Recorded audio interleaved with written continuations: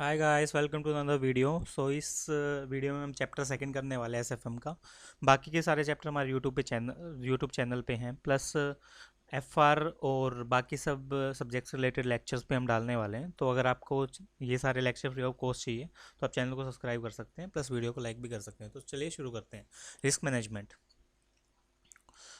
Basically इस chapter में क्या क्या सीखेंगे हम। तो identification and type of the risk face by organization, evaluation of financial risk, वार काफ़ी इंपॉर्टेंट कंसेप्ट होता है फाइनेंशियल मैनेजमेंट में, और evaluation of the appropriate method for identification and management of financial risk. Identification of the type of the risk face by an organization, क्या क्या type के risk हैं जो ऑर्गेनाइजेशन फेस करती है। बिजनेस ऑर्गेनाइजेशन काफ़ी टाइप के रिस्क फेस करती है। जो इंपॉर्टेंट है इसमें ये डिस्कस किए गए हैं नीचे की तरफ। सबसे पहला स्ट्रेटजिक रिस्क। तो स्ट्रेटजिक रिस्क क्या होता है? A successful business always need a comprehensive and a detailed business plan। हर एक सक्सेसफुल बिजनेस को बेसिकली एक डिटेल प्लान चाहिए होता है। बिजनेस प्लान एक बिजनेस को बनाने के लिए, कुछ भी लाइफ में हमें प्लान चाहिए होता है। एवरीवन नोज दैट एक successful business need a comprehensive well through out business plan. सबसे पहले हमें एक प्लान चाहिएगा, but it's also a fact of the life that if the things changes even the best laid plans can become outdated. हाँ, ये तो basically life का fact ही है। अगर आपकी चीज़ें चेंज हो गई तो आपका अच्छे से अच्छा प्लान बेकार हो जाएगा। कोरोना वायरस को ही देख लो, लोगों ने कितने प्लान बना रखे थे, लेकिन चीज़ें चेंज हुई और अच्छे से अच्छे जो प्लान हैं वो बेकार हो गए। इसी को बेसिकली आप बोल सकते हो स्ट्रेटजिक रिस्क। कि मैंने 3 साल पहले स्ट्रेटजी बनाई थी कि 2020 तक मैं अपनी कंपनी का टर्नओवर 2000 करोड़ लेकर चला जाऊंगा, लेकिन 2019 के लास्ट में क्या, कोरोना आ गया। कोरोना की वजह से मार्केट इतनी डाउन हो गई, जो 2000 करने की बजाय हम लोग डाउनग्रेड हो गए। पहले हमारा 1000 करोड़ था, 1000 के लिए 500 करोड़ पे आ गए क्योंकि मार्केट से बंद हो गए। तो उसको बोलते हैं स्ट्रेटजी बनाई थी लेकिन रिस्क आ गया उस चीज़ में, स्ट्रेटजिक रिस्क। जो स्ट्रेटजिक रिस्क है बेसिकली, इसमें कंपनी की स्ट्रेटजी लेस इफेक्टिव हो जाती है और स्ट्रगल करती है कंपनी अपने गोल्स को अचीव करने में भी। बेसिकली आपकी जो स्ट्रेटजी है बिल्कुल लेस इफेक्टिव होगी, जो आप अपने गोल्स हैं वो भी अचीव नहीं कर पा रहे हो। It could be due to technological changes. ये बेसिकली टेक्नोलॉजिकल चेंजेस की वजह से हो सकता है। A new competitor entering the market, नया कॉम्पिटिटर आ गया मार्केट में। टेक्नोलॉजिकल चेंजेस से कैसे हो सकता है? पहले जो हमारी बुक्स छपती थी, पहले बुक्स होती थी मशीनों से छप रही है, प्रिंट होती थी सारी चीज़ें। लेकिन ई बुक आ गई, ई बुक आने से टेक्नोलॉजी बढ़ गई। क्या हुआ, वो जो उनकी प्रिंट बुक्स की थी मार्केट कम हो गई। पहले हम लोग फ़ोन्स यूज़ करते थे, लेकिन अब स्मार्टफोन्स आ गए, उसके वजह सिंपल फ़ोन है, उनकी मार्केट घट घट गई।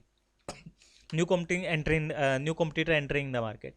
जियो सबसे बड़ा एग्जांपल है। आइडिया और बाकी सब टेलीकॉम कंपनियों राज कर रखा था मार्केट पे।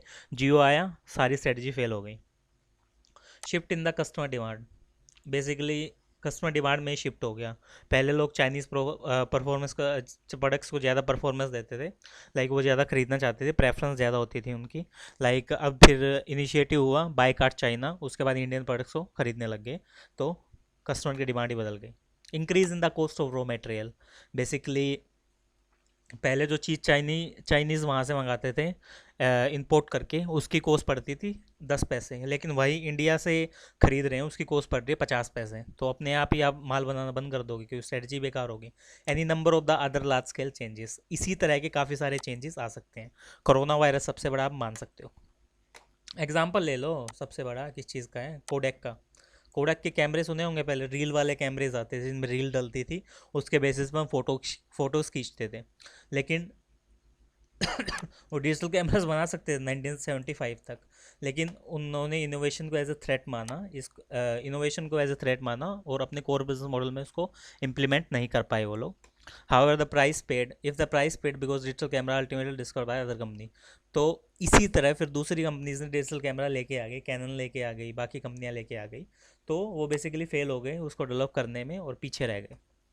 सिमिलर एग्जांपल आप किसका ले सकते हो, इसी में नोकिया का। अरे सबसे बड़ा एग्जांपल है यार, पहले फ़ोन्स आते थे, नोकिया नोकिया होता था हर जगह। लेकिन टेक्नोलॉजी अपग्रेड हुई, सैमसंग और बाकी सब कंपनियां स्मार्टफोन लेके आई, touch touch screen mobile phone. आज नोकिया को कोई जानता भी नहीं है कहाँ पे है। तो इसी चीज़ को आप बोल सकते हो, जो सैमसंग है उस टाइम मार्केट का लीडर बन गया और आज भी है। तो इसी चीज़ को आप बोल सकते हो टेक्नोलॉजी की वजह से। पॉजिटिव एग्जांपल आप देख सकते हो, जेरोक्स। जेरोक्स इन्वेंटेड की थी जेरोक्स ने, फोटोकॉपी मशीन। और जो लेज़र प्रिंटिंग है, फिर उसने लेज़र प्रिंटिंग को डेवलप किया। पहले फोटोकॉपी मशीन हुई जो इंकजेट से होती थी, उसके बाद लेज़र को डेवलप किया। लेज़र लाइट छोड़ी जाएगी, उसके थ्रू आपकी प्रिंटिंग होगी, जो हम प्रिंटर्स में यूज़ करते हैं, एचपी के आते हैं जो। Xerox was quick to lap up this opportunity basically Xerox ने काफ़ी स्पीड में इस अपॉर्चुनिटी को देखा and changes the business model to a laser printing और उसने लेजर प्रिंटिंग को अपना लिया।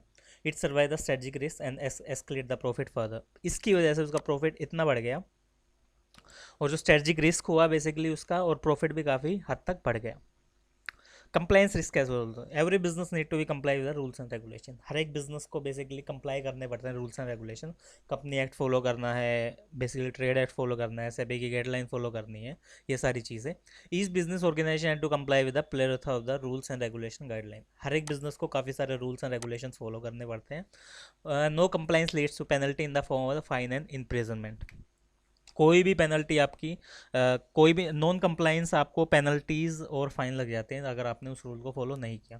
When A company venture into new business line, जब एक कंपनी नई बिजनेस लाइन में घुसती है और नई जियोग्राफिकल एरिया में घुसती है, तो रियल प्रॉब्लम जब होती है जब एक कंपनी बेसिकली इन चीज़ों को अडोप्ट करना चाहती है। एग्जाम्पल के लिए देख लेते हैं, company pursuing the cement business likely to venture into sugar business. Cement की कंपनी थी अल्ट्राटेक, शुगर बिजनेस में घुसना चाहती है दूसरे स्टेट में। Laws applicable sugar mill are different. Basically जो लॉज एंड रेगुलेशंस लगते हैं शुगर मिल पर वो डिफरेंट है दूसरे स्टेट्स में। एंड पोजेज है कंप्लाइंस रिस्क। इसकी वजह से कंप्लाइंस का रिस्क हो गया कि मतलब हाँ ये कंप्लाइंस रिस्क है। If the company fail to comply with the law related to the new area or the industry or sector, अगर आपकी कंपनी बेसिकली आपके जो नए एरियाज़ हैं उनसे रिलेटेड लॉज को कंप्लाई नहीं कर पाती, तो ये बेसिकली सीरियस थ्रेट है उसके सर्वाइवल के लिए। अगर आप कंपनीज एक्ट को फॉलो नहीं करोगे या स्टेट के लॉज को फॉलो नहीं करोगे, जो सरकारी गवर्नमेंट है या गवर्नमेंट के डिपार्टमेंट्स आपको छापा मार देंगे, तो उस चीज़ को आप देख सकते हो। ऑपरेशनल रिस्क क्या होता है? Type of the risk related to internal risk. Basically internal risk से रिलेटेड रिस्क। ऑपरेशनल मतलब मेरी कंपनी के ऑपरेशंस कैसे काम कर रहे हैं, कैसे प्रोडक्शन डिपार्टमेंट चल रहा है, अच्छा डिपार्टमेंट कैसे चल रहा है, वो चीज़। It also relate to the failure on the part of company to cope up with the day to day operation problems.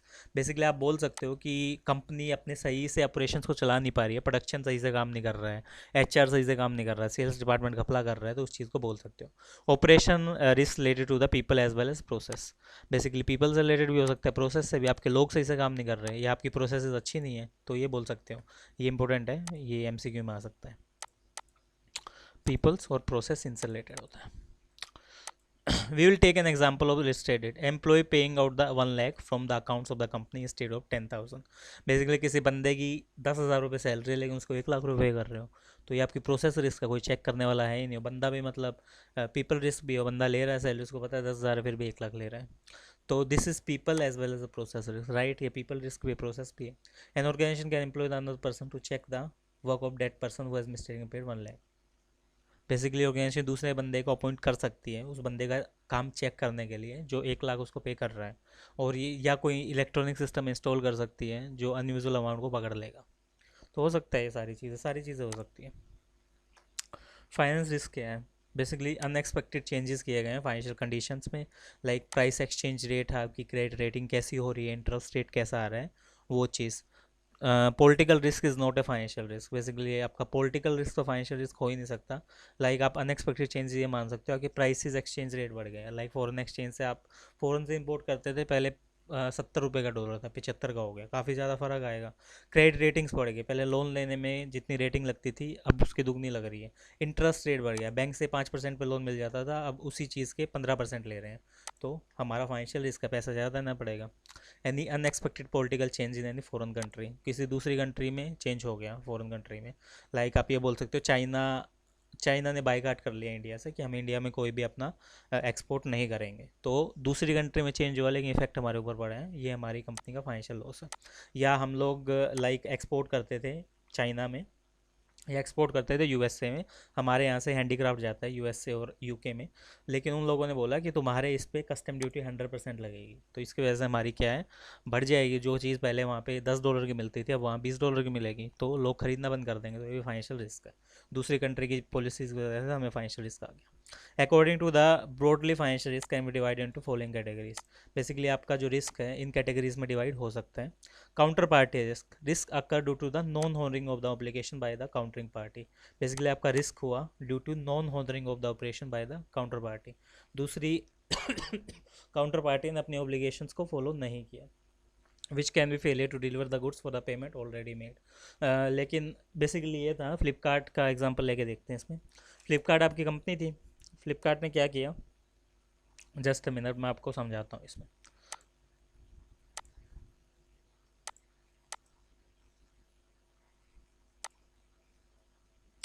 ये देखिए इसमें कैसे हो सकता है रिस्क, इसको देखते हैं ज़रा।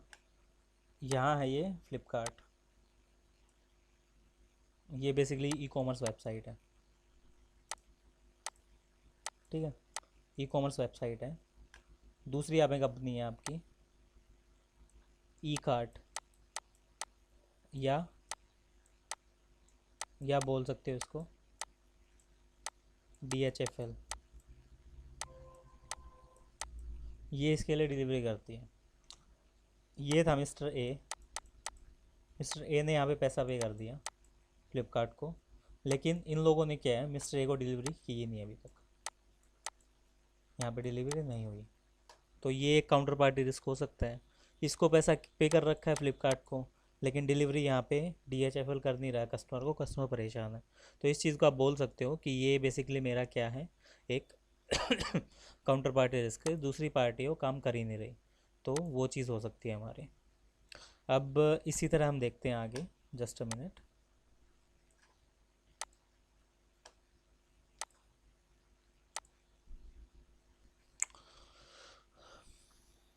ये बेसिकली क्रेडिट रिस्क भी आपको कवर करता है कि डिफ़ॉल्ट भी कर दिया दूसरी पार्टी ने, लाइक आपके गुड्स है उन्होंने खुद यूज़ कर लिए, कस्टमर को डिलीवर किए ही नहीं, तो उसमें फ्लिपकार्ट का लॉस है। पॉलिटिकल रिस्क कह सकते हैं, risk of the type of the risk face by the overseas investors, like India में किसी चाइनीज़ कंपनी को अगर इन्वेस्टमेंट करनी है, UK कंपनी को इन्वेस्टमेंट करनी है, तो फेमा एक्ट फॉलो करना पड़ेगा। और फेमा एक्ट के तहत उन लोगों को लाइक यहाँ पे इन्वेस्टमेंट करने के लिए 2000%, मतलब नहीं सॉरी 20% टैक्स देना पड़ेगा। तो उस केस में पॉलिटिकल रिस्क हो गया, फेमा एक्ट बना दिया लेकिन यहाँ पे अलाउ नहीं कर रहे इन्वेस्टमेंट करने के लिए, तो वो भी हमारे लिए एक बड़ी प्रॉब्लम हो सकती है, इसलिए ओवरसीज इन्वेस्टर बोला है। या यहाँ पे FDI बंद कर दी कि मतलब चाइना से कोई FDI यहाँ पे नहीं आएगी।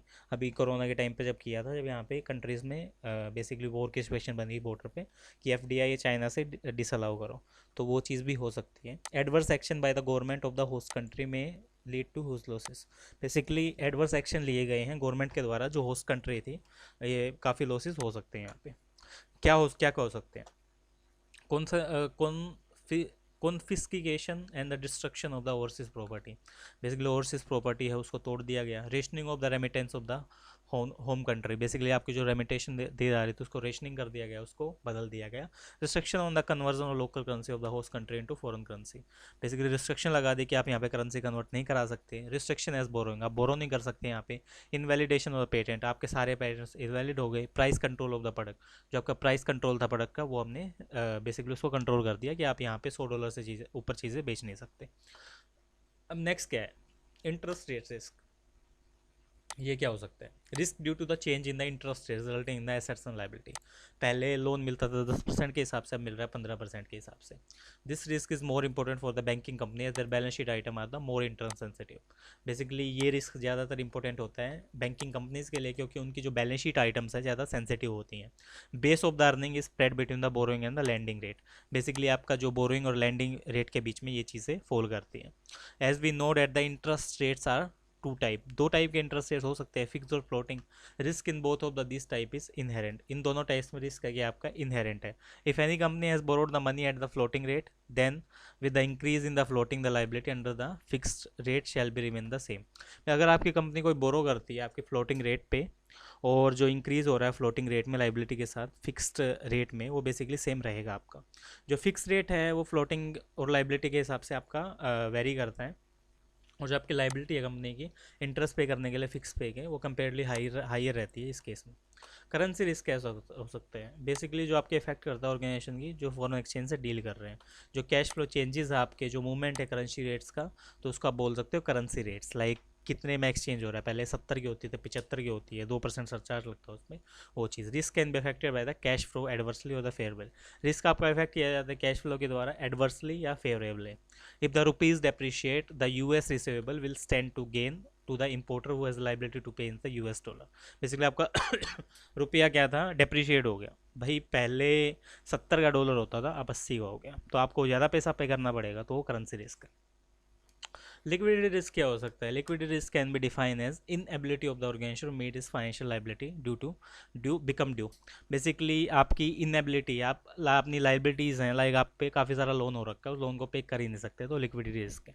Risk mainly arises when the organization unable to generate the adequate cash.